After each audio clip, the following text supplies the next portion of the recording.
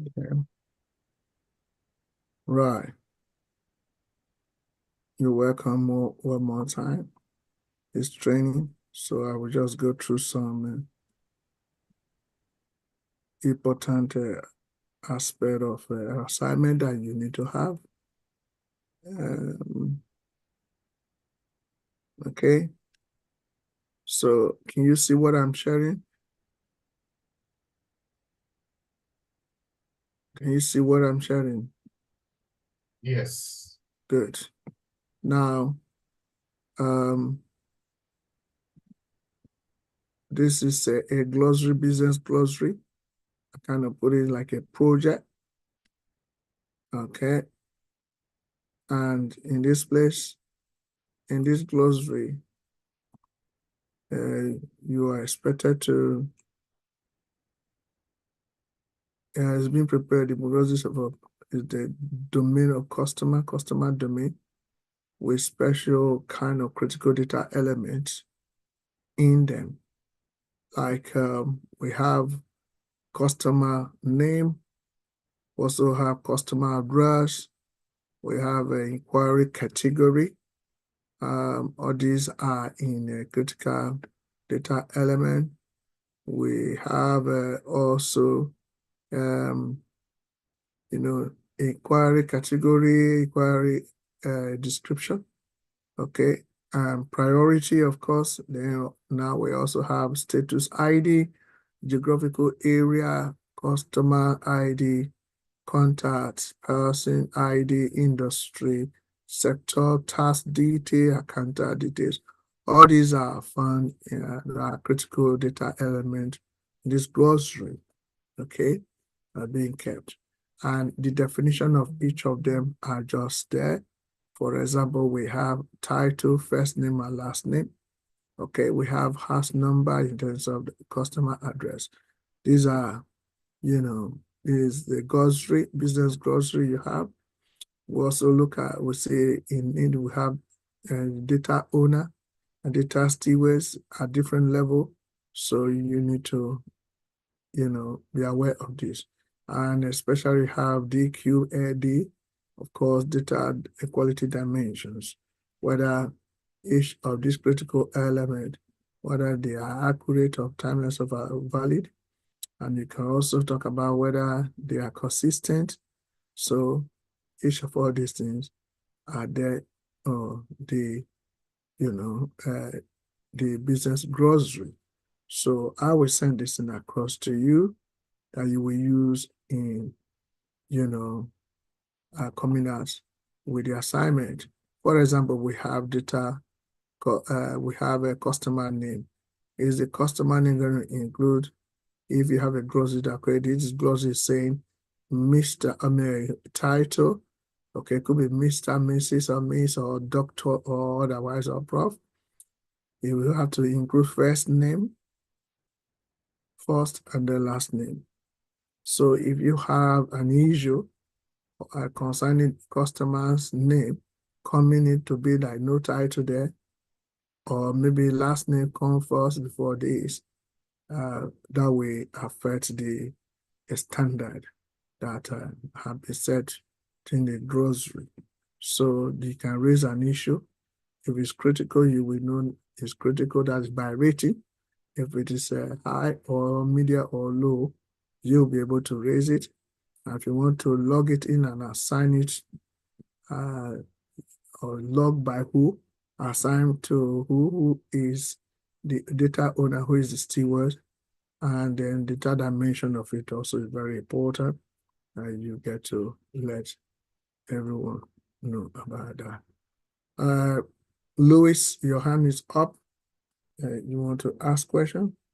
Yes, sir, Pastor. Not regard to this assignment, I wanted to ask that is it possible yourself, madam, or by Manuel have any I wouldn't say live work data. I would say any sample data or data any analyst data you spreadsheet you have in order to give some insight more about like similar issues you guys tackle on the field. so we can have an idea or have more in depth on Like, how you guys came to such decisions and whatsoever. yeah, like Is a it possible you 2D, have it? You can lay your hands on any. that's not a problem. All right, thank you. Like, yeah, like what we're saying, even with with this assignment, you'll be able to have some live issues. And apart from that, when the second assignment, those are real life issues. So, but you're talking about data, definitely, for example, I gave you to analyze a specific data. Those are live issues. Even I have to tell you to But Pastor, that was the one you personally gave me now. I'm talking yes, about other instances, yeah, just to embroaden my mind. That's all. yeah, that's what I'm saying. Even the one I gave to you to analyze that time, it was even a complex issue. Oh, really? Yeah, I'll tell you the truth. It's a live data I gave to you, live data. Okay. Because I'm a business analyst, so I know what I wanted to use it for. So Okay. I gave you live data. Of course, the insight that came out of it was very outstanding. You use Power BI Ah, and SPSS, so really yes. that is so complex. Those data I gave to you, so even more complex than any of that. In fact, Oh, nice as a one. matter of fact, those data were research data by me anyway. Hmm. Yes, so it should be like it's a research for my research. So I only Speaking give. of SPSS, when are we going to do the training for the SPSS? Are we going to do it together with the Power BI? That one Okay. is more complex, so my sister, you No, have to learn you programming, don't no? even. So the question is, if you really want to do a SPSS, that means you're going nuclear, going high. So Power BI is easier for you. Most Yeah. companies want to. Don't forget that it's not just only you. That's another Power BI and You know, Excel. Excel is yeah. also very good. Yeah. So Hmm. what I'm trying to say in effect is this: if you use Power BI, most companies use Power BI as well. So not all companies use SPSS. I only tested his ability to combine some complex data. That was why, and he was able to come out well in terms of visualization. So since Olu, you really want that, will not hesitate to get that done for you as well, because I like people who are very optimistic, want to move forward and grow. Anyway, so for the Pastor, I'd like to enroll for that one too. for All the right, thank purpose, you. no problem. Thank you. For the purpose of this assignment, I will really want you to um, get this thing, and also let me share how the nature of how it will be done. Share the nature of how it will be done. You might have to really let me come to this one. I hope this is the one. Okay, now this is just an example of that. So I'm only giving an example. I don't want you to screenshot it. Okay.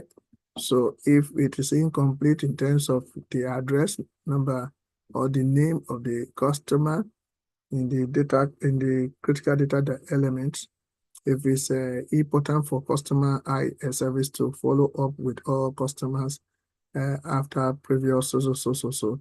So you raise it if you raise it, first of all, if it's resolved or is it log. Okay, you need to log it if something that's not complete,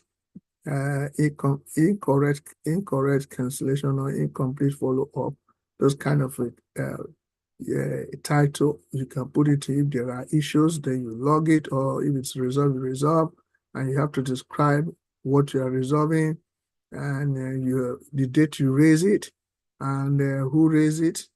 Okay, could be raised by Olu or Omo. I have to look at the impact rating. Impact rating will determine how quick you can resolve. This is medium, and probably the system is the one that caused it. System, okay, the database or whatever. Then data entry followed by data entities follow up. Okay, and a CDE of it is to follow update. So primary data dimensions validity issue in terms of the issue that you log in. It could be not complete within, if there's no completeness, then you know what to do. If data not accurate or not consistent, you should relate it up here. Okay.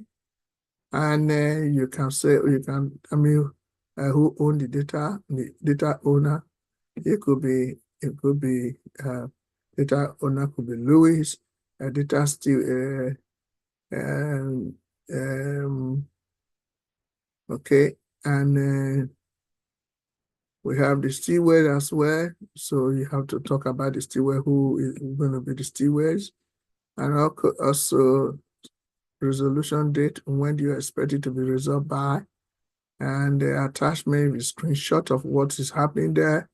Okay, root cause of it, maybe people who didn't do the entry properly. Root cause, maybe this you might not really fill this place if you want to. The closure date, so you need to look at the closure date. So this date and this date are very important. Depends on the impact rating. Okay, so all right. So is that okay? So I will leave this for now for you to look into, and there will be definition of everything that you need to put in. What is status? Is it log or not log? Is it assigned or assigned? Impact rating values, they are all there as well. Critical, high, medium, or low dimension. These are all dimensions.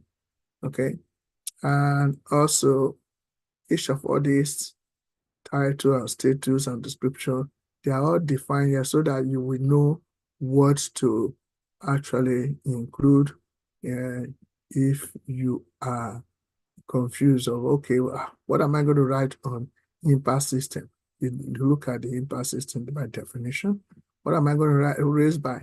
Name of issue, the name of the issue raised by. This could be a different person from issue creator. So somebody, you can create something as a description of the data element, the critical data element by description, but somebody else can raise it. Is this more of the glossary? Yeah, this is part of the definition of all things you find in the glossary that you may use to produce your assignment anyway. Okay. So, yeah. So everything is defined. And the rating, how do you classify rating to be critical, high, medium, all this all defined here, so you know what to do. So I don't normally go to this extent when I'm explaining the assignment, but I just show you a lot of things that you should have done yourself. So that being said, I will send the assignment today. I'll put people in a group. Some will be group leader to that effect. This is the first assignment. Okay, that being said, I'm coming to give, I'm going to start today with some questions because some people are preparing for interview now.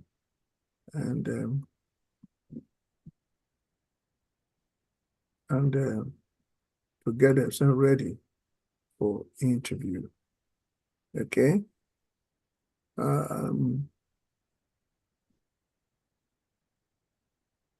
Okay. I like starting with what you have received before. Okay.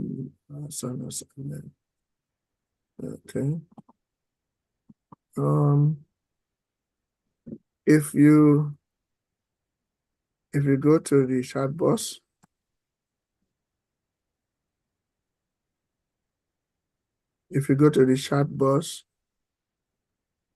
okay.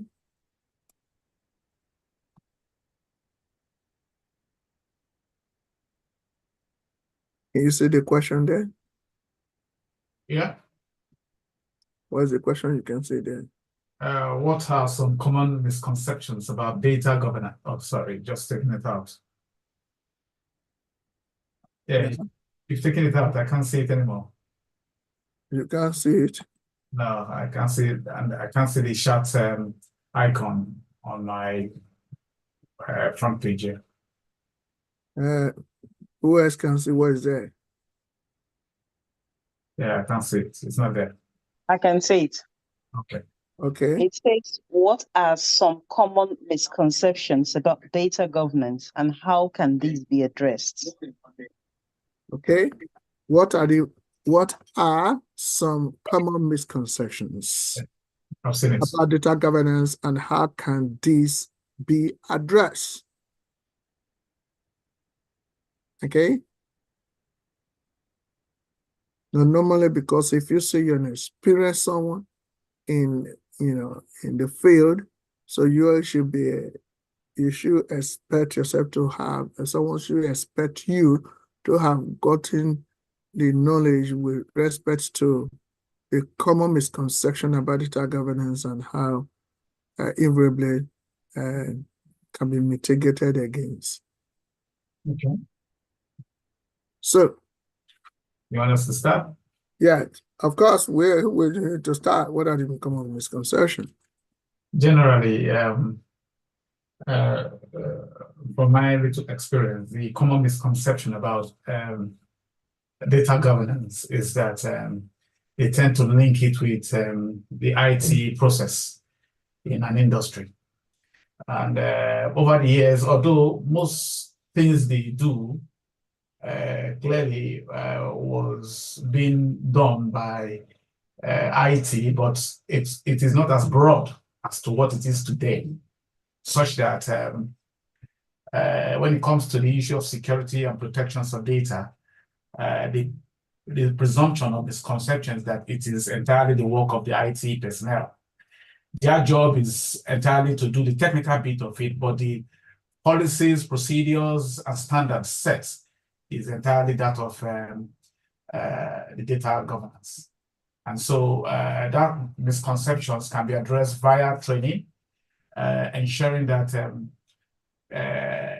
ITs are allowed to do their technical job, and data governance are allowed to carry on with the policies, procedures, and standards set in terms of every other activities in the organization. Thank you. Absolutely, because we don't need another answer now because you just hit the goal big time, yeah, so that's why you see if we're clapping for you. I love that.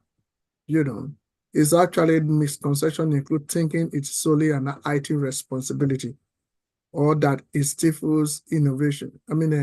Innovation. So how you should mitigate against it or how you resolve issues is by educating stakeholders and promoting understanding that can address this misconception and how you were able to touch how you'll be able to do it. Now, if your aim is to promote, is to promote an understanding of this misconception by addressing it, how did you do it?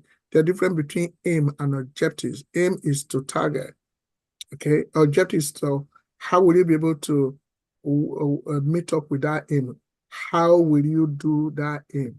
So you were able to talk about, educating stakeholders and every other person to understand that it's not IT, only IT responsibility, holding workshop and also, carry out a lot of training. That is really, really, really good. I think myself, I will give you thumbs up for that answer. Please, this question is always coming in very, interviews. Okay, all right. And I like starting with things that I have, said before, which is very good. Okay, right. Now, there's this question I'm going to ask.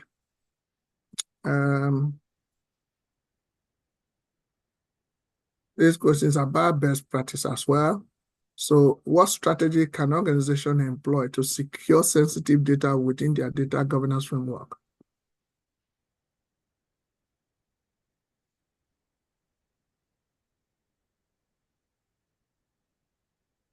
What strategy? So, when you hear the word strategy, talking about long-term plans. So most of the answer to the question are in the question. Yeah. Making sure their data is properly encrypted. Yeah. They take pains to make sure the data is encrypted, thereby ensuring that they have some sort of protection.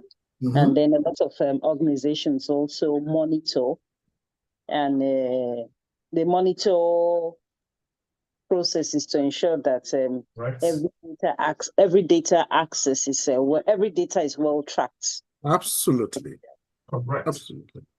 Then, of course, they provide training. A lot of organizations provide training because you find rather than employing new people as data stewards, they train the old staff that are there. What depends on the budget they have, if they want. Well, depends on what budget they've got. That's good. Thank you. I'm very proud of you guys. I think you guys in addition to what Madam just said, yeah, and you've always given that as a typical entry when we give an answer, is in terms of collaboration. Collaboration. Yeah. Collaboration can come in as well, so that it's part of the so that they should know what individual responsibility and accountability is in terms of the security. Yeah, true. That's very good. So the answer I've just provided an answer there, but it's not limited to what I have just provided. Is to implement a encryption like WhatsApp, end to end as well. Access control, that when you talk about access, you're talking about security and regular security audit. You see where issue of monitoring now come into play as well.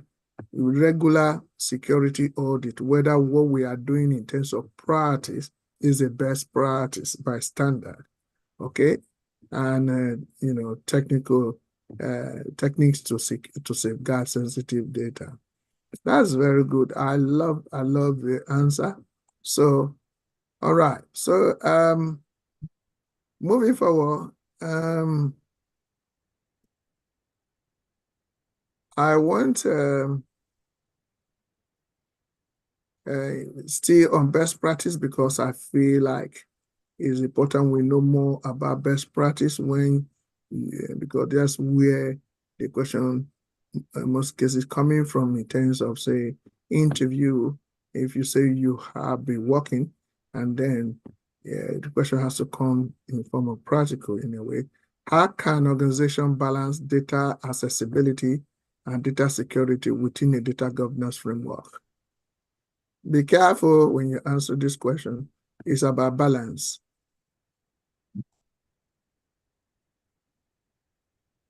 Well, I want to give room to somebody else to say if nobody's saying, then I can contribute. Are you phoning a friend? No, I'm just saying I don't want to be seen as answering questions. No, you say your own verse. Okay. From what I can see in this question is, first I need to know what data balance accessibility is, and I think data accessibility is the privileges and rights to particular sets of data, and data security is just how secure these data are via policy implementations and procedures. So within the data government framework, we must have a policy in place to ensure that people who have right access to data are given those access, and to ensure that data are quite secured. Data does not go into the wrong hands in the organization. And so this is within the data government framework, is a requirement within the framework, which must be enforced. Thank you. Okay, yeah, that's a very good try, to be quite honest. I think without wasting time on this, it is important people should understand that when a question like this asked, like how can organizations balance data accessibility, that is how to access data. Okay, in that you should be talking about data security. You're talking about access, okay, and data security within the data governance framework. So, giving people an access and also secure the same data within the framework. Okay, so it's just a matter of having to implement access controls based on rules. Yeah. Okay, so set rules of access control in your policy, encrypt sensitive data, and establish clear protocols. Yeah. For granting and revoking access as needed. So if the protocols are not followed, then we will not be able to grant access to someone. Yeah. You understand? We're talking about you want to give access to someone to get to your data, okay? And you have to set up protocol. So pass through this person have to endorse it before you get the access, or you have to discuss with data owner. There's a format. You need to fill a form and send it to them to request for access. And if those protocols are not done, Yeah, you cannot give the person access. That's another protocol. So always remember protocol. Yeah. You want to give access to people, and also you want to secure the same sensitive data. How will you be able to balance both? I mean, there's supposed to be protocol to pass through. Is that okay? Yes, I agree. That is the main thing that we need to do that. And we need to put into consideration. And even if the data are not used according to what has been filled in the requisition form, then you have the right to revoke the access. You understand what I mean? Yeah. Because your policy states that if for someone to have an access to sensitive data, even though you want to give the access to the person to that data, it must fill a requisition form. And inside the requisition form, what do you want to use it for? What do you want to use the data for? And why do you want to? If it does not, if he feels it that this is what you're going to use it for, and he now use it in a different form, you have the right to revoke it. Yeah, that's true. You understand? So that's why you talk about balance. Is that okay? Yeah. So basically, answer to it, but not limited, is to implement access control. How you have control over access based on rules. Rules are set up within the principle as also part of best practice. And encrypt sensitive data and establish clear, must be a clear protocols for granting and revoking access as needed. Is that okay? Yep. Best practice is very important to when you are dealing with questions like this. You have to think about it. The best way to do. Okay, now I'm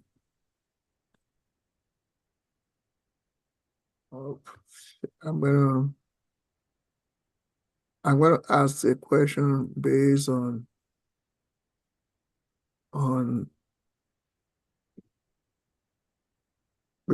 data analytics. Okay. Can you see that question? Yep. What challenge might arise when identifying effective treatment plans in prescriptive analytics?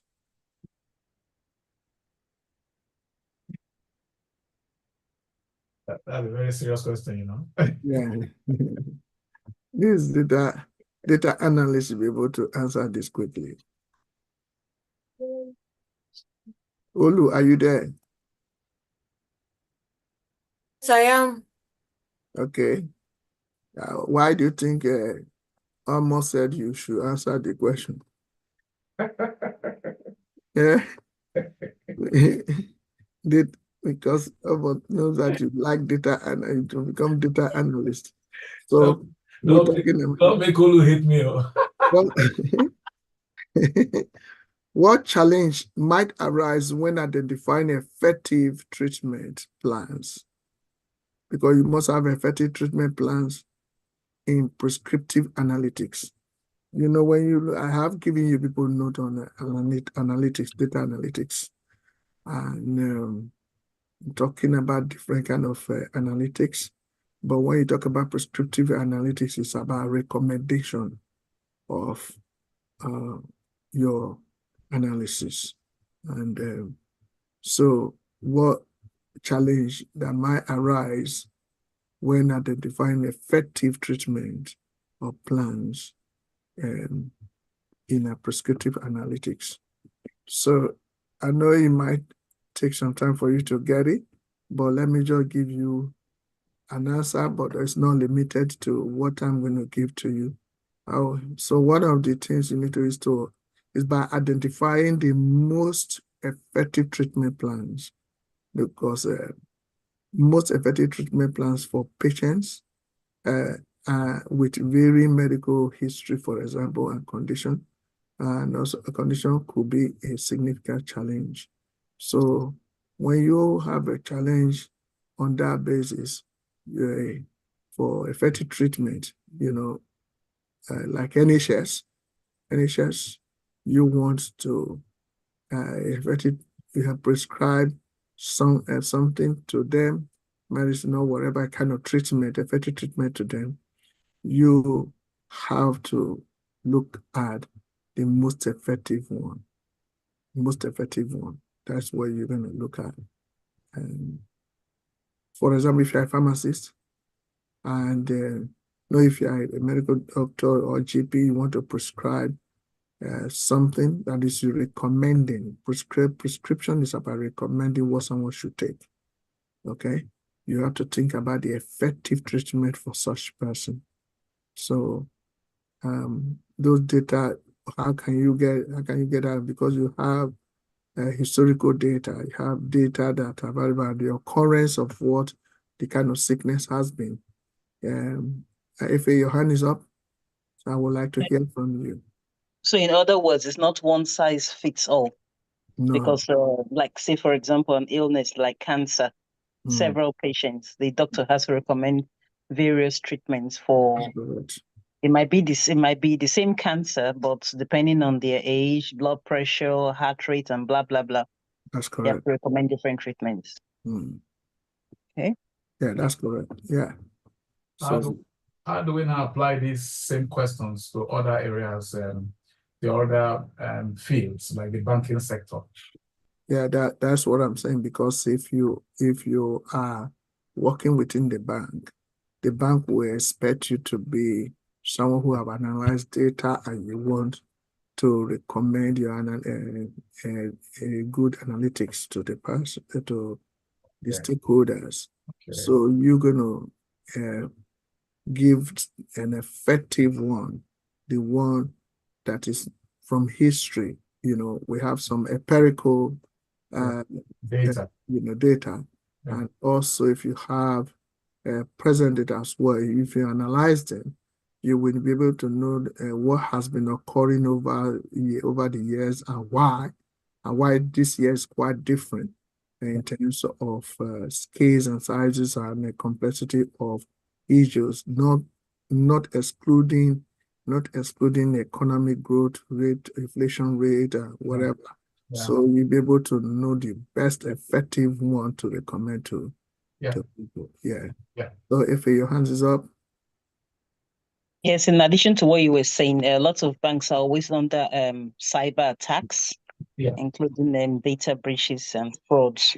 So they have to make sure whatever cyber kind of security they're putting into place is one that is suitable for that particular banking operation.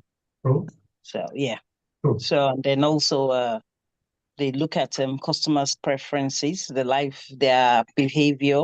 Yeah. So they look at areas too. If an area is filled with people who are on benefits, obviously they're not going to recommend going into things like data about credit card. They won't look at data management for things like credit cards in that area. They're probably looking at other things. And then if it's in an area with high-profile area, say somewhere like South Kensington or the other, they will be pushing data about loans, mortgages, like that towards that area. Thank you. That's what the banks do. So they look at areas. They look at no. You are so correct. Because she's customer preferences. She's a phenomenal. When she's asking question, answering question, she answers question from practical aspect. Yeah, she's so correct. Yeah. So because initially when I saw the question and the two answers they were given was health sector. Okay, if this comes into a different field, how do you go about it? Yeah. Yeah, that's cool. Yeah. So please go through the note of analytics. So that you know which area, but most question comes from prescriptive, because that's what most companies want to know. How will we be able to recommend, how effective, how can you deal with issues? Yeah. Okay. So we also, I'm just putting another question on, but if your hand is still up, is it really up to ask question or to Oh, contribute? sorry, I'll put it down now. Okay, so now what we have here is what role does prescriptive analytics play in optimizing decision-making process? This is something that we're always going to be having answer. The answer to it will be in the question as well. So can somebody give me the answer? Olu, are you okay? It tends okay. Yeah, okay. You want? Who wants to go first? I say it tends to bring out best practices in terms of the prescription that is being proposed for any reforms. I love that. Love that. Yeah. So I love that answer. Who else again? What role does a prescriptive analytics play in optimizing decision-making process? What role? Okay, say, for example, in an area where there's always road accidents, that and the data gotten from that road accident will help them to determine if we should put more road humps, if they should put more cameras, if they should make that area a 20-mile restriction. So those are what some of the things that historical data which they analyze would help them to decide what to do. So that's so it helps them to do. It helps organizations do different things. Also, it uses best course of action from sets of alternatives. They look at the risks involved, they look at constraints, look at preferences. These are some of the things that help them to maximize the efficiency and, of course, minimize costs. Yeah, if it's possible. That is really, really good. I mean, good answer. So if you look at the word optimization, is very important in here. Optimization is about reducing costs and maximizing profit. So the essence of prescribing in order is to have the best value. Best value, I mean, you could create profit value as well, profit margin after the value of what you minimize costs for and maximize, profit. So when you look at optimization, if your hand is up. Yes, I was going to say, for example, recently I heard about this Range Rover cars, that the rate of thefts for Range Rover cars has made the insurance companies, which Louise will probably confirm, a bit. They've made the insurance companies a bit careful about insuring people that have got Range Rover cars now, because once they're stolen, they can't seem to get hold of them anymore. So the insurance companies now getting wary of trying to insure them. So people are having difficulty.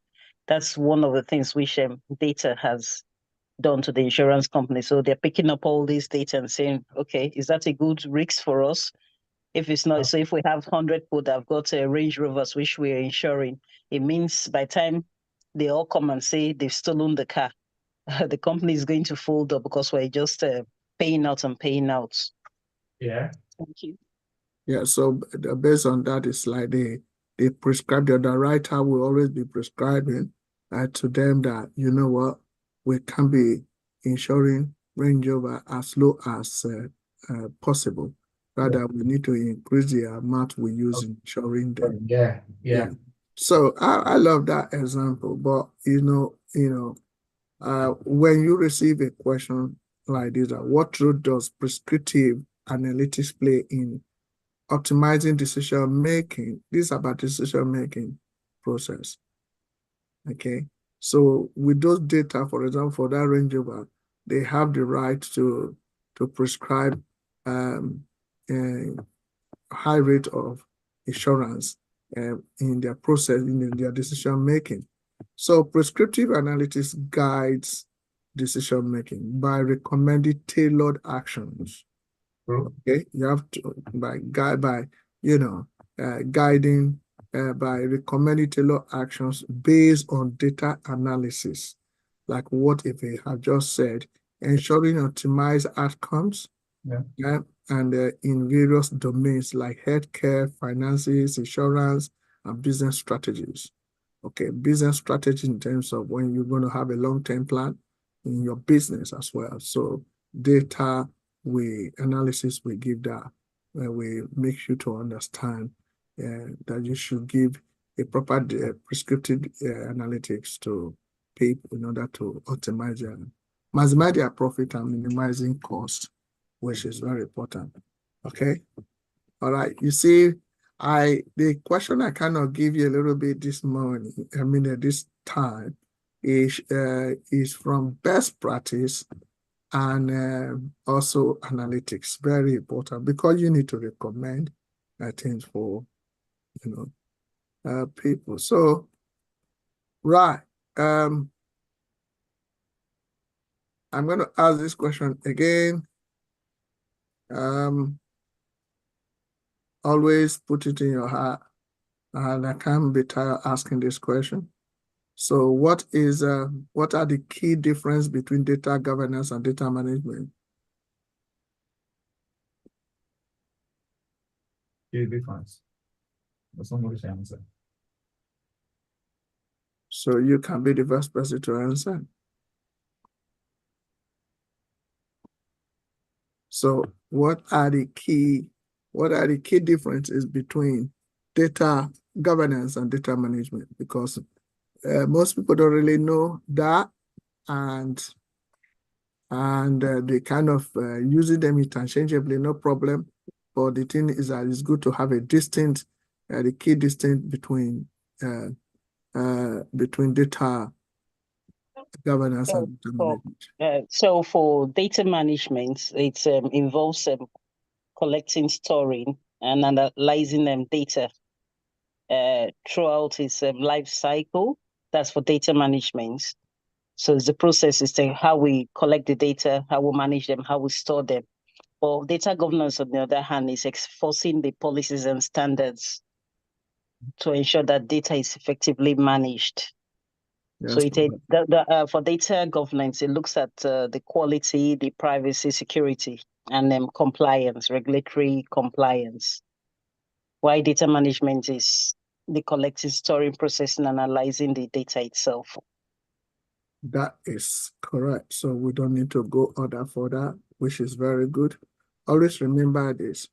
So the key differences between data governance and data management is just that data governance focuses on policies. Always remember, policies, standards, and compliance. These things are very, very important. Okay, that's the governance of data as well. Or the management of it involves the technical aspect of strong organizing and processing data. So vis-a-vis include, capturing data, processing data, retrieving data, everything in terms of managing the data themselves, and side of data management. Okay, always remember that. Always remember that. Is that okay? Yeah. Good. Now, stay on that. I want to ask a question that is very important. Why should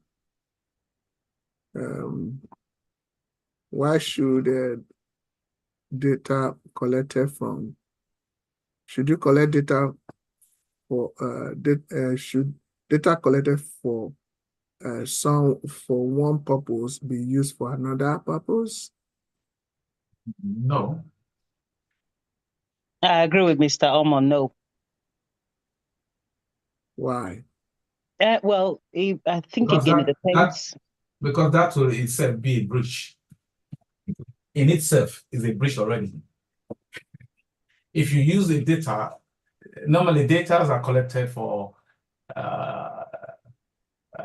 a set of data is used for a particular purpose.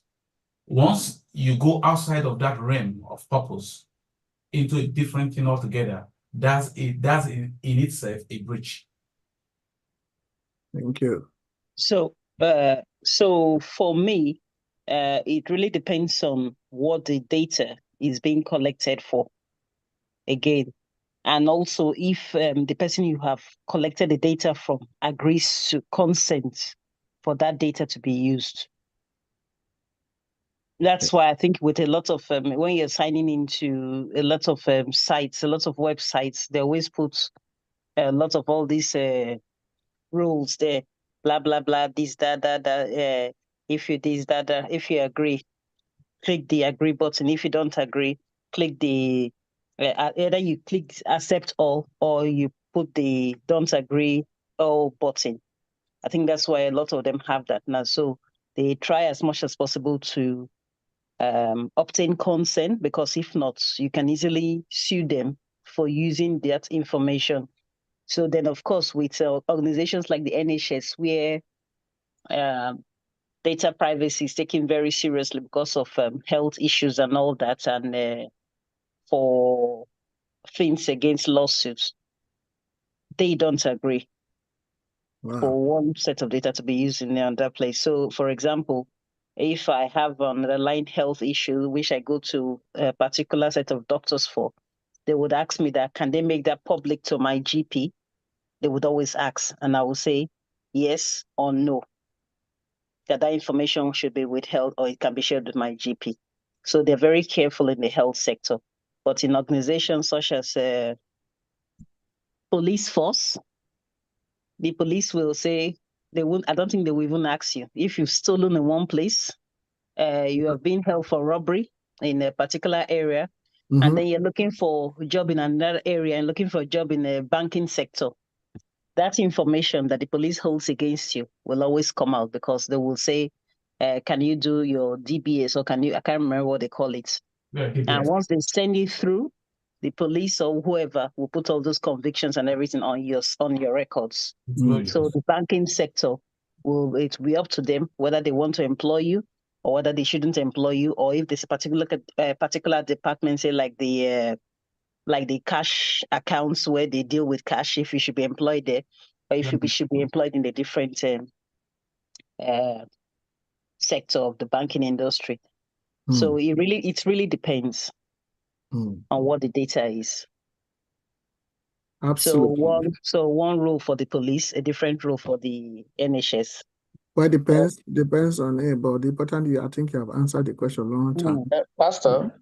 Yeah. Is it possible I chip in something for this? Yeah, I have seen your hand up. Yeah, thank you. So in regards to vulnerability and data protection in terms of divulging information, I feel there should be a policy guiding that to an extent, because in my own work field as insurance, when dealing with vulnerable customers, there are some customers whereby when they talk to me that they have this condition, or which in a way it hastens the other department responsible for response to give the right action, and I have to divulge that information. And sometimes when the customer tells me, oh, please do not disclose this, I kind of like explain it to them that, listen, if you allow me, or with your permission, if I give you this information and you still insist I shouldn't divulge it, it might slow down the response. But in order for us to better serve you, it's best we put this information. Some of them comply and say, okay, divulge it, divulge such information. Some of them still hold their ground and say, no, but the fact I told you is confidential, and don't disclose such information. But at the end of the day, when my manager comes back to me, maybe on my next shift, they say, okay, we listened to this call. Why did you decide not to divulge such information? And I said, okay, if you listen to the call further, you hear the customer clearly say, do not divulge such information. That was why I would say there was a delay in service, because that was not like what you said in this assignment, that you're doing a critical, low, and whatever. So I think there should be more policies put in place whereby it's either people need to consider whether or not to divorce such things, or will it be a GDPR failure if you still divorce such information, even if a customer, just like what Madam is saying, don't tell or tell? Okay. It's a big issue. Yes, I have a very, very good answer to that. If that's not a problem. So your hand is up. Thank you. Yes. Then on the other hand, also I also agree with Mr. So I agree with what Mr. Louis said, and then but on the other hand, I also agree with Mr. Omo, especially when it comes to things like credit rating and the rest. Just because you have erred in one bank, and then going forward, you now start behaving in a better manner, I don't think your historical data, which you held with, say, Barclays, where you probably missed a payment or something, should affect your credit rating, or should affect you if you decide to go to Lloyd's TSB to bank with them, or ask for a loan for them. But that's what the banking sectors do. Once you have erred somewhere, they take it into the ombudsman, and then on your records, it goes on your credit rating to say, oh, that is a customer that is not trustworthy. But they forget that you could be down, you might not even be earning a penny, and then the next day you could get a job where you're earning excess of 100,000. So why will that former historical data they have of you when you were not earning a penny and you missed the payments now be used against you? Well, does such data have a limitation to being held on the system, or is it held for life? I think they have limited number of years. There's a retention to that, is that right? Sorry? Yeah, there's a data retention to that effect, is that correct? Yes, there is. Yes, there is. But what I'm saying is, depends on policy. It's just like it's just like mobile phone companies too. Always depends on policy, because like I told you last month, I went to change a policy on data retention and archiving. And it has to be changed in my present so that I can sign it off and get things sorted out properly. That being said, you guys are you have actually produced a good answer to that. It's not just saying that, oh, no or yes. In the recent, almost said it as well. If it also reiterated what has been the answer is. And your contribution, Louis, is very more captivating as well. But however, one should know that if you are asked this question, should data collected for one purpose be used for another? Well, we can say no because of breaches and whatever, because before you collect data, one of the important and principal key things we must keep is transparency. You must let the persons know why you are collecting the data and the use of it as well. So reusing data for different purposes may be acceptable if consent and ethical guidelines allowed it. So if like what Efe said the other time, she put it in a way that if you receive maybe a contract or whatever with respect to your data and privacy and the use of the same data, they will must say, okay, we have third party that we may pass your detail to. Will you consent to that? Some people don't even read it before they say yes anyway, because they want to do what they want to do with the contract. Anyway, so if the guidance allowed it, but transparency and informing individuals about new uses are very essential. Okay, but now let's move it forward a little bit. If the person data you collected and you want to have a consent to that, if the person is vulnerable or the person is incapable, he doesn't have the capacity of consent. Yeah. So what would you do? So that's where Lewis came out with, we need to look at that law. Yeah, there are provisions for it, with especially in NHS when decisions need to be made with respect to data collected for someone who will be undergoing surgery, probably brain surgery, or someone who is have a capacity, someone who is incapacitated to take decision. So then there could be provision of next of kin, or someone who is designated to take a decision on behalf of such, for a reason why we should take that.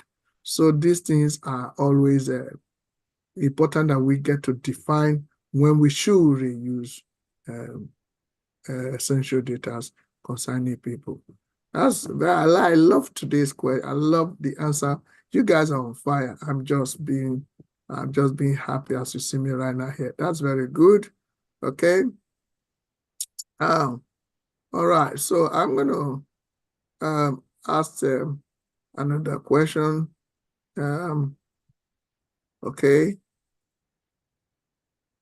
You see on article, because it has to be article for such a thing to happen, or where what ethical challenges arise in data aggregation? You want to aggregate data. So what are the challenges that may come in when you are having a data aggregation? What are the ethical considerations? You know, ethical consideration, talking about moral principles and guidelines that governs. And one of it is data must be transparent. Yeah. I don't know if I'm right. Are you asking me a question, or no, I'm saying one of the ethical challenges mm-hmm. in data aggregation is that the data must be transparent. It must be very clear, and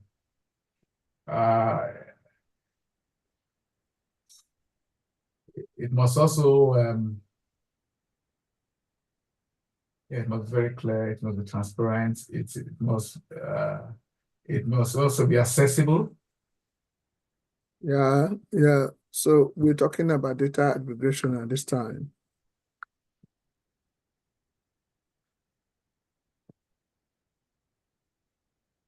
So data, one of the ethical challenges for me could be that it is used in a manner which okay, yeah, I think I got it. Which pertains negativity. Say, for example, this common misconception about black men. All black men are suspicious.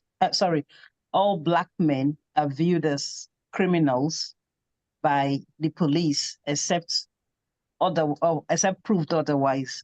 So you could be a black man, a lawyer who owns a very good job, driving a nice car, but you get pulled over by the police just because because they have this misconception that any black man driving a nice car is either into drugs or arms dealing.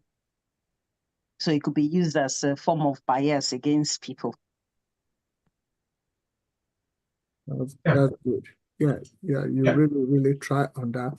To be quite honest, that's why the answer to the question is within the question if we understand the question very well. Yeah, I think I was just doing. First of all, we must because if you're a data analyst, ethically, you must understand when you receive data, irrespective of the source or whatever, or how because you need to look at the history of the data. You need to also look, you don't need to be biased when you get the data. Yeah. Okay. But you know what happened was that it was the ethical challenges I was looking at. Okay. The ethical, when I saw the word ethical, so I was just thinking, my mind just went, okay, that, anyway, just go ahead. Yeah, because first of all, data aggregation is the process of gathering and combining data. Yes, yeah. Okay, from different sources or data or individual data points to create a summary or overview. So what it does is that it actually helps in simplifying complex information, making it easier to analyze and draw conclusions. So basically, aggregated data is often used for statistical analysis reporting and actually decision making in various fields such as, like finances, insurance, and businesses, and also research. So when you have such aggregation of the, we have data that is that needs aggregation, there are always ethical consideration that you need to put in place. One of it is data aggregation, as you already know, raises concern about preserving individual policies, and also ensuring concept of combining data sets from different sources, and preventing unintended profiling or discrimination. You can't just say, oh, the data you have collected, let me just profile, let me profile it, and now let me actually get this in of so you don't do that. That could be discriminatory. So like, what if it was just said the other time? So if you are in a position, you get data concerning maybe black somebody, black someone, or a white someone who always having this and having that, because you are you have discrimination in your heart, you just deal with data wrongly, which is not good at all. So you take data as they are, no discrimination, and combine them. If you want to combine them, what you intended to is to produce a proper profile, proper, data that has integrity. So because if you put discrimination in dealing with data, you may profile them wrongly. So that is ethical consideration we must put together, have a moral principle or guideline concerning data aggregation. Is that okay? Yep. And take it or no, this is one of the best practices you must have. Very important, So how can governments enforce data ethics standard? The question is not there yet. But I'm already saying it now. So the question, I can't see it here. How can government enforce data standards?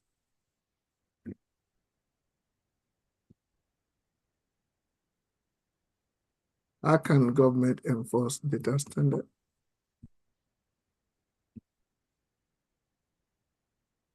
Don't forget, there's always a lead in from the question. Okay, now how can government enforce data ethics? Oh, data ethics standard, you see? Sometimes most governments tend to enforce data ethics standard by establishing certain departments who should overlook and see to the standards as set out in their various operations, i.e. GP, this GP, is it GDPR? These are all, most countries now have departments that do enforces these certain types of standards. And you have the ISO, government do liaise with these organizations to ensure that industries are following their different standards. And again, there are also certain standards which governments will put in place. For any industry to be established, they must have met those required or intended to meet those standards to ensure that qualities are maintained. And that's it. That's what I can give so far. Okay. Any other person? Thank you, Omo. You really try very well. Any other person? The government can also put up regulatory bodies or agencies which oversee data. Say, for example, at the moment, a lot of the government has a HMRC overseeing most companies' or organizations' accounts. And then when you're an organization, you're expected to make your, your accounts or something public. at the end of the financial year, especially when you're in the public domain. So those are some of the things that government, then like, of course, like schools, the government has got bodies, regulatory bodies overseeing any data to do with schools, any abuse that is made in school, any positivity or negativity data that comes out from those schools. The government has these bodies, regulatory bodies, which oversee them. So that's some of the ways in which government Absolutely. Yeah, you actually really hit the nail on the head, even right from the beginning as well. Okay. First of all, we need to understand what is data ethics, standards. So if we already know that, so the answer would kind of reflect what the definition may be. So we must understand that data ethics standards refer to guidelines and principles that govern the responsible and ethical use of data. That is what it is. So, and the standards are also really kind of designed to ensure that data is handled in a manner that respects privacy, fairness, transparency, and accountability, just as what Elmo kind of said the other time for the previous question, ethical question. So key aspect of data ethics standard may include obtaining information and a concept protecting also individuals' privacy, preventing discrimination, and promoting transparency in terms of how data is collected, processed, and also used. So in that wise, adhering to data ethics standard is it's very, very essential to maintain, maintain trust and integrity in the handling of the same data. So basically, what the government does in doing to ensure that to enforce data ethics standard is to establish and enforce regulations, as if we had just said, regulation implement fines for data non-compliance. That's what you remember. So when they now, if you don't meet up with the standard ethically, then you might have a breach, a risk and non-compliance issue, which may result to, fines and also create oversight bodies to monitor ethical data practice. That is what they do. Okay. So, are you learning something? Yeah. Very important. And okay, this is very key. This question is very, very key. Want somebody to, give me an insight into reality with respect to this question. I'm going to give it also on ethics. And most ethical questions result to you having your best practice as well. So what ethical dilemmas might arise from data anonymization? So if you want to anonymize data, what are ethical dilemmas you may have in doing that? Anonymization. Yeah. You know the meaning of anonymization? I was going to say that's English.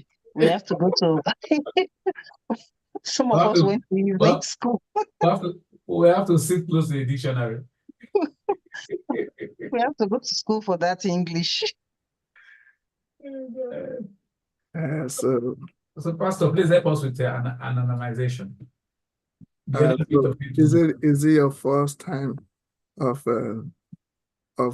seeing the anonymize? Anonymize, I've come across it, even though I can't tell the meaning.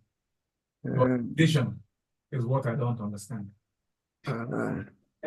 So, but you know what is called anonymity. Okay, so anonymity. Okay. That's hiding the person's identity. That's correct. Right, okay. Okay. So dilemmas which may result is what you're asking about, from hiding one's identity. That's correct. Hiding from data, hiding someone's data, is it? Yeah. So it's like the example I gave before about someone being an armed robber and wanting to work in a bank. if they keep that person's identity anonymous, say for example, and that person is employed, and then that kind of situation occurs again where there's a theft or robbery in the bank, they're going to decide whether should they have made that person's history public or not in the past. So that's a potential dilemma. And then like the one that Louise also gave, where somebody comes to them for insurance and then the person says, look, I don't want so and so disclosed. And then he is telling them that, look, it's a good thing for it to be disclosed, because if there's an emergency, we can get you out as quickly as possible rather than keeping, say, for 8 hours waiting for someone to get them off the streets. I think those are some of the dilemmas organizations may face. So do we keep some information hidden from the original data, from the original database, or do we make it public, in which case it might lead to some kind of outcomes in making decisions, or it might lead to even to legal lawsuits. You said it all. You see, So, but it's a two-edged sword as well. of course, Because well, I'll be waiting for a legal expert to answer this question. Okay. Luckily, we have Barrister Emmanuel here. Okay, I'm going to ask the question again. Now, what so it ethical involves transparency again, like what Louise said, well, like what almost said again earlier on. Do we make it transparent or not? It's a two-edged sword, such that if you look at it, in most cases now, particularly in the legal, not in the legal sense of it, and in most government documentation, particularly if you've served prison before, well, one of the policies and one of those policies we put in place such that if you, after a certain amount of years, you are no more required to declare, to say if you've been to prison before, for you to enable you to get a job in the job market. So that's why I said at that point, you as that has got the data concerning you being to prison, you can either hide that from your employer, a new employer, or you don't have to disclose to them that you've been to prison before or you've served prison terms. So that's why I said it's a two-edged sword, such that there are conditions where you can disclose, and there are conditions where you can't disclose. So, but the dilemma bit of it is that what is the impact? What is the impact? So the impact is another two-edged sword. If you do not disclose and they later find out, that could put the organization in trouble. And exactly.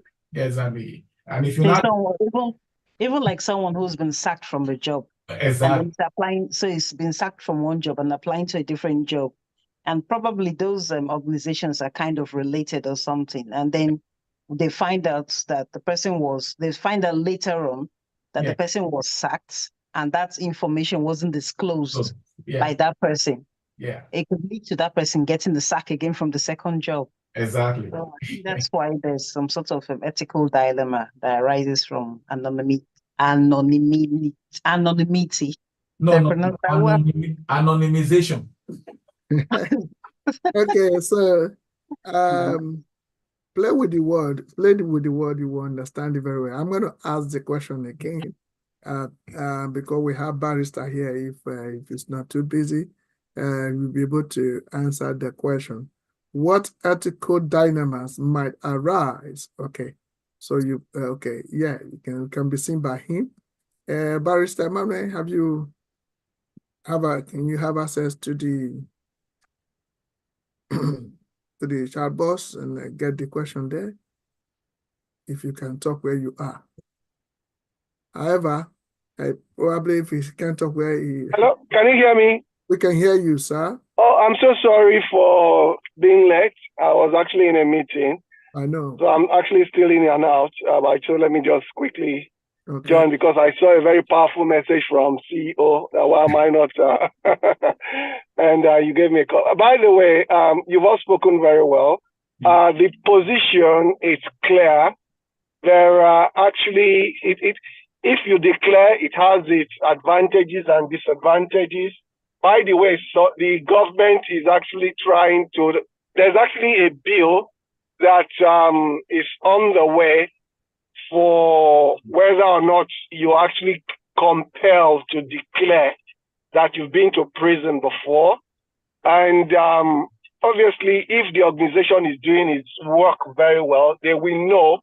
They will actually know whether or not you've been to prison. So it's left for the organization to do its carry out its due diligence. But by the way, the position is that if you don't declare and they know later, like Louis will tell us, if you're trying to buy an insurance and at the end of the day they found out that you're actually telling lies, that will obviously backfire, and you will also lose your job if you don't declare and they find out later. And also, let's not forget that there are actually some organizations that are actually specialists in employing. They are happy employing even those that have gone to prison before. For instance, Richard Branson doesn't mind actually, he actually advocates for that organizations should actually employ ex-convict or people that have been to prison before. For the fact that one has been to prison before doesn't make the person, because there are some people that actually went to prison, they are actually innocent, but by the way, they probably didn't have probably a good lawyer to actually defend them. Then there are some that haven't been to prison before that are even worse than those that have been to prison before. So it's actually, doing your own due diligence and the care quality control for any organization should actually, that's why some HR, before they will employ anyone, they do, in fact, they take their time to carry out real investigation. Obviously, it depends. I think CEO told us sometime, for instance, the Home Office, before you get a job with the Home Office, it's like it's easier for a car to get through the eye of a needle, because they're very, very careful. Even if you are fine, they will go into your family, your spouse, to see some people that were actually cleared previously. When they went through, they found out their partner or their husband or wife had actually had one problem issue or the other. They just said, sorry, we can't employ you. So at the end of it, and also another company, Timson, these key and shoe people, they also employ ex-convicts, So the bottom line, then also some insurance companies, their insurance might not actually allow them to employ ex-convicts, because if they do, the insurance premium might be higher. And also, they want to know if one has been to prison before or not, so that way it will also determine one reason why some organizations don't actually employ ex-convicts is that it makes their insurance shoot up. The insurance will be very, very high, So that's it anyway. I mean, everything has this pros and cons, like we all know. So I hope I've been able to convince but not confuse you. Thank you so much. Absolutely. That Barrister Emmanuel is very right. Because I learned that before at the inception of when Network Rail first started, no one wanted to work because it really involves, of course, laying the tracks and all that. So most of the directors you see now in Network Rail, the managers, the people, the gang leaders and all that in Network Rail, many of them were ex-convicts at that time. I don't know now if they want to play like that.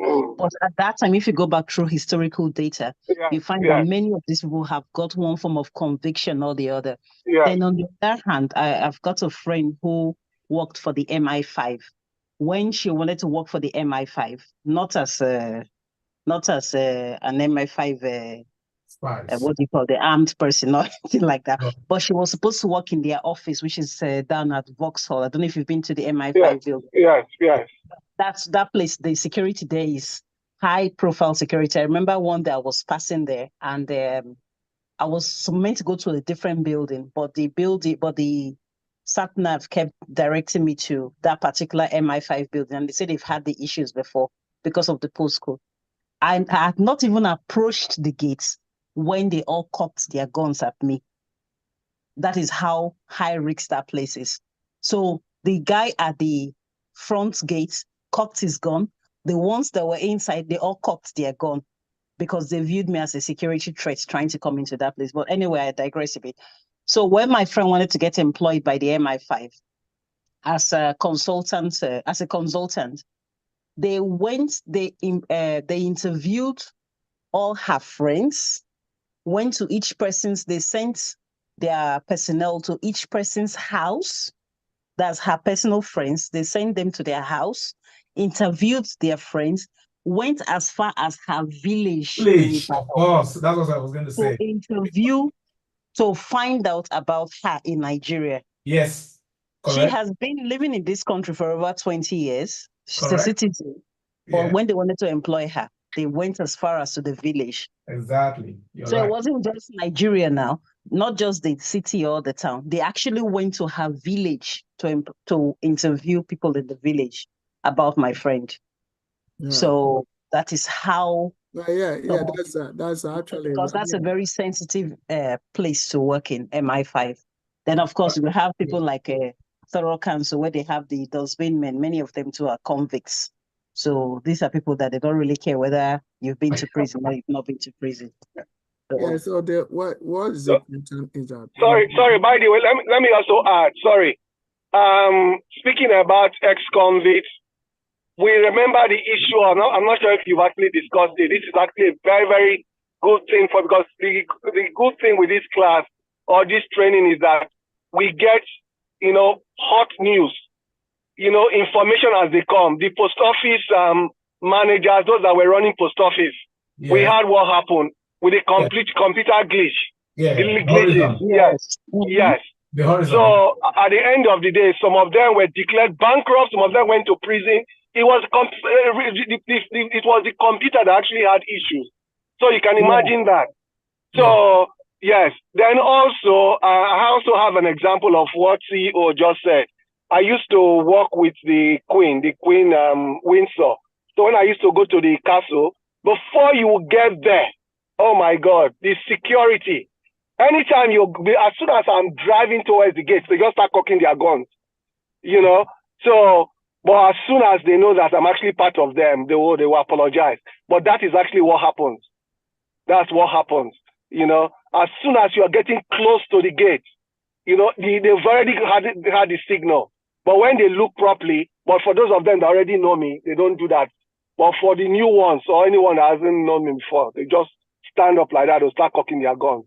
Absolutely. Probably about 10 hefty security men will just come up to you like that, So, and I wanted to add too, sometimes you don't actually blame them. It's very good one cooperates with them because we know what happened. Some people that even went through Australia, I don't want to call any religion, and also when we had the 9/11, this security started beefing up because of the 9/11.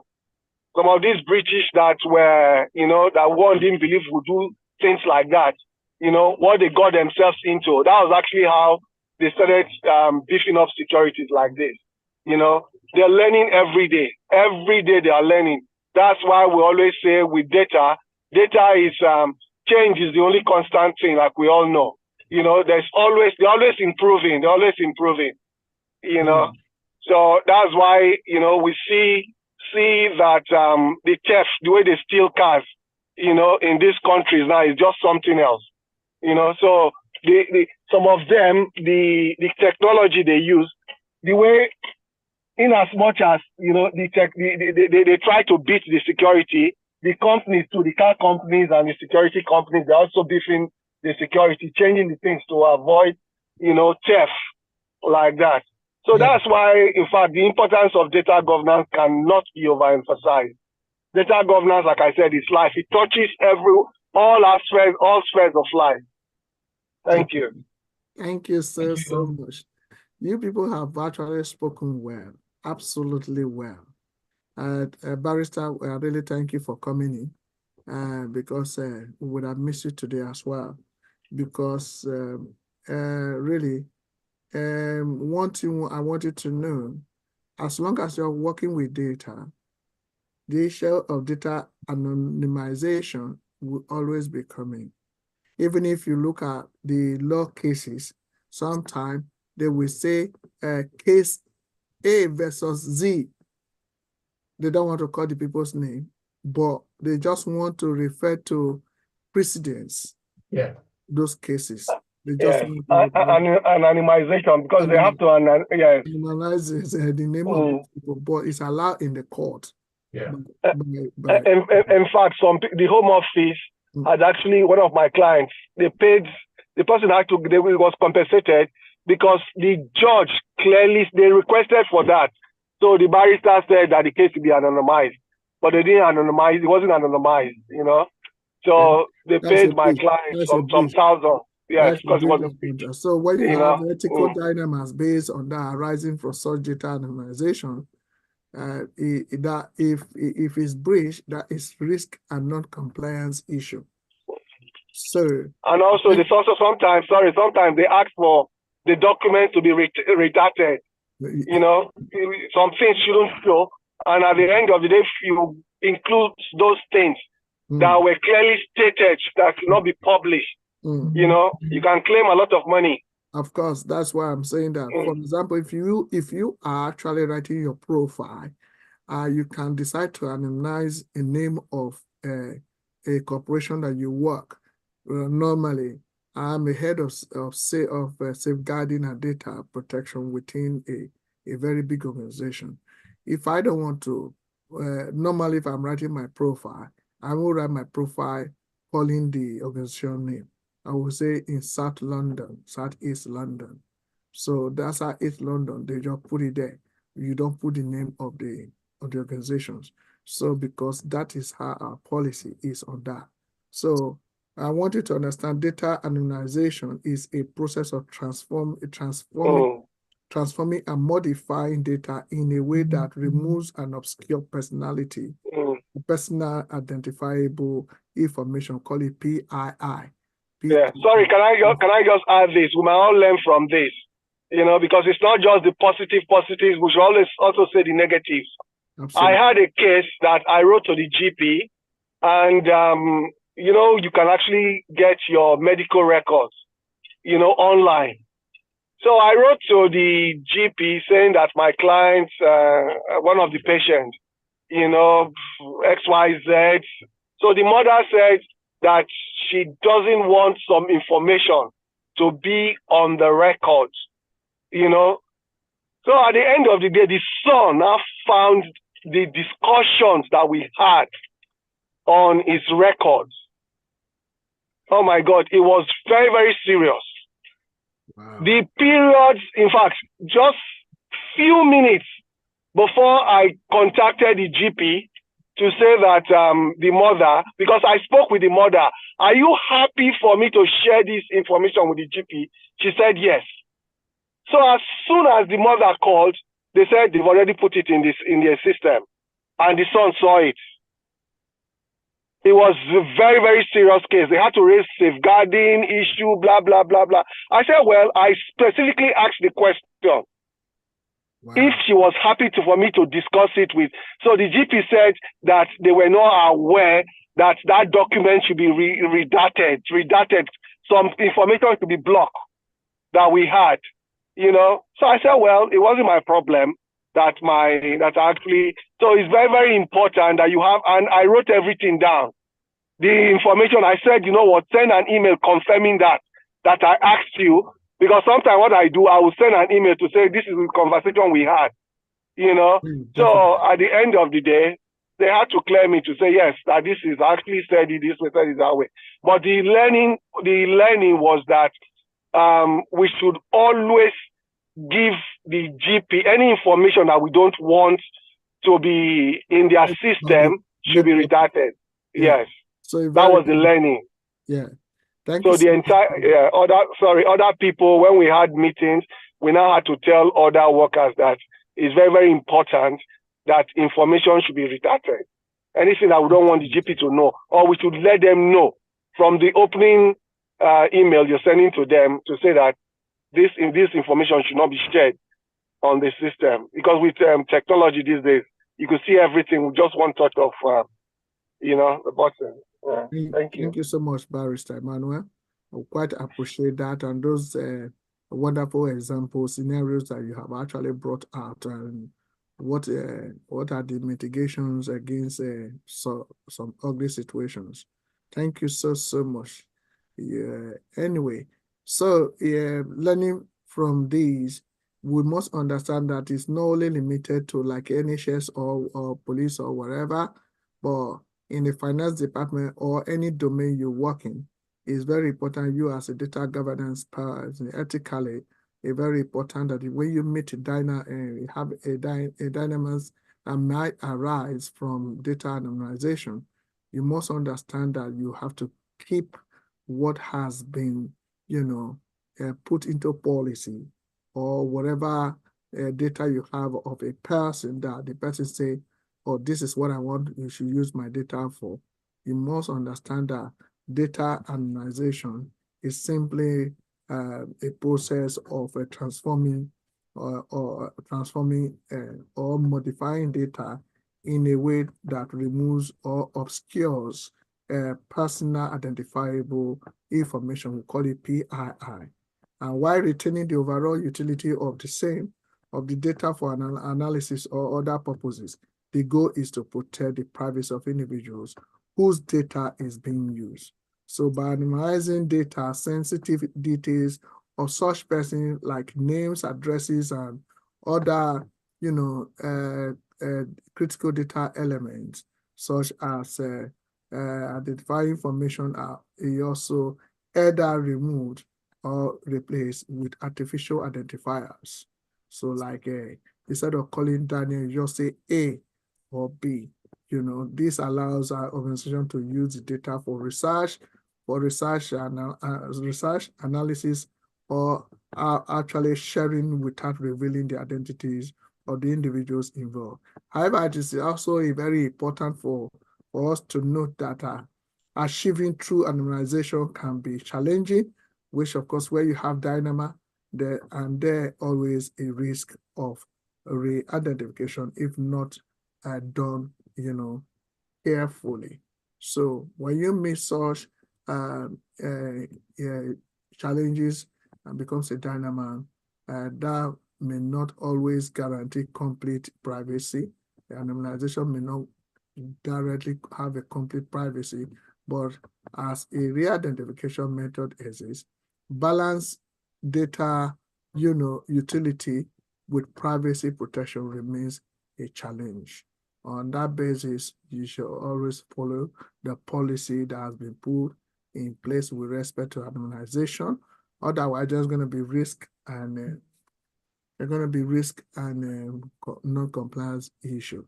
And you know what that means. That's what Barrister have just told us. Okay, we have learned something today, I believe. I don't know. Do you learn something today? Anonymization. Anonymity. I'm asking everyone, have we learned something today? Yeah. Yeah.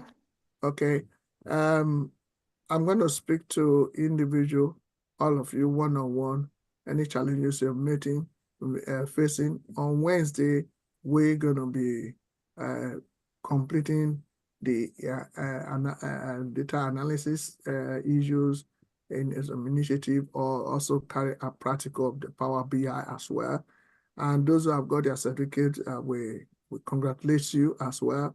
Those who are preparing for interview, please take all the questions I've asked seriously. I'm going to ask more questions. And I'm going to have, if you have any issue, please call me today so that within the week we finish them, those issues. And those who need their CV to be looked into, I will send you a format as well to prepare CV to that effect. I'm very happy from the answers I'm receiving today. Thank you so much for coming, and remain blessed. On Wednesday, we see ourselves. Thank you. Bye. Thank you. Next Saturday, because the cohort, Saturday is open now, I'm going to have another cohort I'm going to do open day by next Saturday. So whoever you wanted to invite in terms of coming for the open day next Saturday, they are welcome. And there's a new cohort that is beginning from next Saturday. Thank you so much. Sorry, by the way, there's something that we might learn from. The government is trying to legislate on fake reviews. If, as a class, how do we think we can actually avoid fake reviews? How do you know that reviews on the website, we know the importance of reviews. Yeah. So how do we think we could actually minimize or tell that these are fake reviews? So the question is for everyone. Yes, it's something that we could actually learn from, because you could go for an interview and they will say, oh, we understand that the government is trying to legislate on fake reviews. By the way, how, if you see fake reviews, you go on the website, how do you know whether or not these are fake reviews? And why is the government trying to legislate on fake reviews? Okay, if you have answer to that now, please, you can give it, but I can move the answer to next class. So, well, for me, when I go on the sites like Amazon to buy something, I don't always just look at the first 10 reviews. I always go through a lot of the reviews. And then when I start seeing mostly praising and don't see any negative review, I start getting suspicious of that review. I start getting I start getting suspicious. That's a very good one. Yes. Praising, and there's no negative review on there. That's how I deduce that. Look, some of these reviews have just been put on there by the same person using different usernames. Because some organizations pay people to actually do reviews. Then also, you can also ask Google, how authentic are these companies' reviews? You could also ask that question. How authentic are the reviews from this one? Because some people might have complained too. Some people might have actually complained about the reviews. That's a good one. And then another thing too, I've noticed that on when you go to sites like Instagram, say you want to buy some sort of hair or something, if you go to places like Instagram, when the person is praising whatever products they have on, you see a lot of people on those, so genuine people there saying that I bought this product, don't even buy it, they're all useless products, blah, blah, blah. So you start seeing those genuine reviews on there. So sometimes I switch between accounts for the same product just to see what reviews they have on there. Yeah. I think it's quite an undaunting task to really tell whether a review is genuine or it is real. Because that is the starting point, Elmo. Very good. That is the very good way to start it.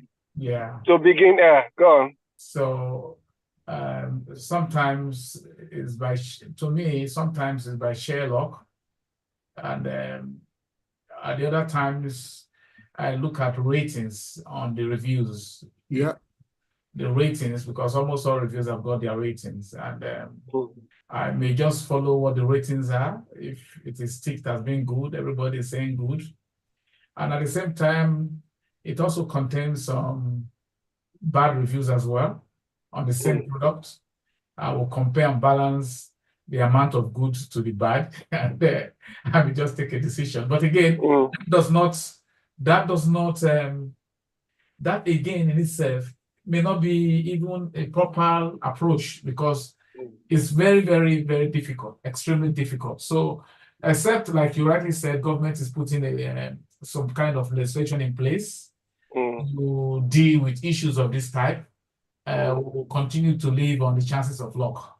Well, you said it all, but you see, I had wanted to move the answer to next class before, but what can we say? Now that you have started, that means you really want it to be dealt with. To be quite honest, before government has come to that realization, they must have carried a lot of survey, a lot of questions, a lot of issues must have arisen.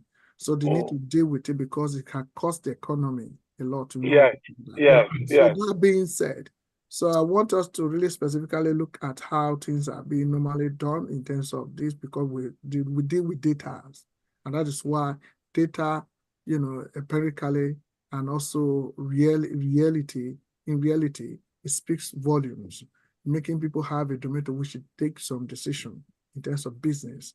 Yes. So detecting fake, reviews actually involve examining various aspects of reviews, and of course their pattern as well, very important. So, and I can tell you, it helps you in having some strategies. So number one, you need to check reviewer profiles, the profile of somebody who is reviewing. Yeah. So it's very important. You look for suspicious or newly created profiles of such person. Yeah. So who is reviewing? Then the person can review now. We're not going to create another profile and then review it again in a different place. Yeah. So like in Facebook, a lot of people create a lot of profiles. Well, you check for a history of only positive and or negative reviews. Just check that alone, and also look at the language and style of their writing. So you analyze the language used, especially for fake reviews, might be overly kind of positive. Yeah. Could be also very generic and also contain excessive details, And then you look at the inconsistency of writing styles across multiple reviews. Sometimes may also be a red flag in them. Review, you can also have some kind of review timing, the timing of the review.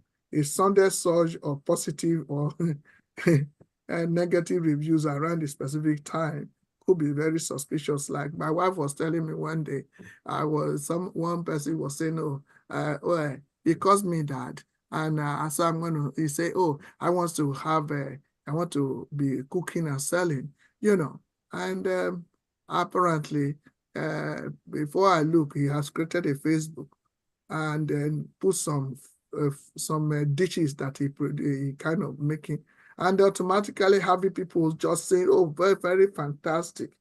So my wife now told me, I said, how come he's about to start something? He just told you that he need money to start the business. And then this is what we'll be making. Then Facebook automatically just got Facebook account and put the dishes there. People just, but that's okay, let's give him a trial. After giving him, I just gave him money to start the business. The result of it, in fact, I asked after a few days, how are you doing with the business? He said, the business has flopped. And so I supposed to have listened to my wife and see that kind of, I said, let's just give it a try. So today the person is begging, that kind of a thing. I said, this is what you did. So when you see just sudden review coming out from something, you should know that within a short period, just know that it could be very suspicious. And sometimes what they're actually really kind of doing is have similarity and repetition of what they do, comparing multiple reviews for similarities. When you look at the review, they are very similar. Just know that that could be a fake review, especially if they use identical phrases, stunning, like stunning, oh, wonderful, oh, fine dishes, that kind of a thing. Or look for repetitive or copied, content across different products or services. Sometimes you just know something could be review, could be very suspicious. You also need to look at checking. You have to check for verified purchases, reviews from verified purchasers, and are generally more reliable, like what almost said. Okay, lack of a verified purchase tag doesn't really necessarily mean a review is fake. But however, it is a factor to also really consider when you want to look at reviews as well. You can look at reviewers as well from review history. Analyze the review history of users, very important, and a sudden change in behavior may indicate manipulation of such review as well. So, when there are also sentiment analysis, when you look at automated tools can be used to perform sentiment, analysis on reviews to identify, in most cases, unnatural pattern that kind of, taking place within that review as well. And sometimes you look at how unrealistic details you may have there. You have to be wary of reviews with unrealistic and exaggerated, details that sound too good or too bad to be true. And sometimes you can also have to investigate. You have to investigate negative reviews sometimes. If there are negative reviews, see if the issues mentioned are common or if they seem orchestrated by people. This morning I was teaching early this morning. I was talking about feedback system, feedback cybernetics, feedback when people they don't have capacity to hold, constructive feedback. And sometimes you become very aggressive in a way, but some people, the way the pattern and style of their writing, of their review might tell you whether people hold sentiment or whatever. You can also check for multiple platforms, like as Barrister Manuel said, or, see whether compare reviews on different platforms to see if there are inconsistencies. So there are so much you can look into. Thank you. Yeah. Thank you very much. Sorry, let me just add to that. There's what we call fact checker website. Just go on Google, put fact checker, FAC, fact checker. So that way you get authentic, everything you're looking for. If some people, as soon as they just get anything on WhatsApp, they just post it. Just check the fact checker before posting or sending anything. Thank you. I need to go now. Thank you so much. You're welcome. All right. Bye-bye. Thanks a lot. See you later, Okay, everyone. See you bye. on Wednesday, everyone. Bye. Thank you. Bye. Thank you, Barrister.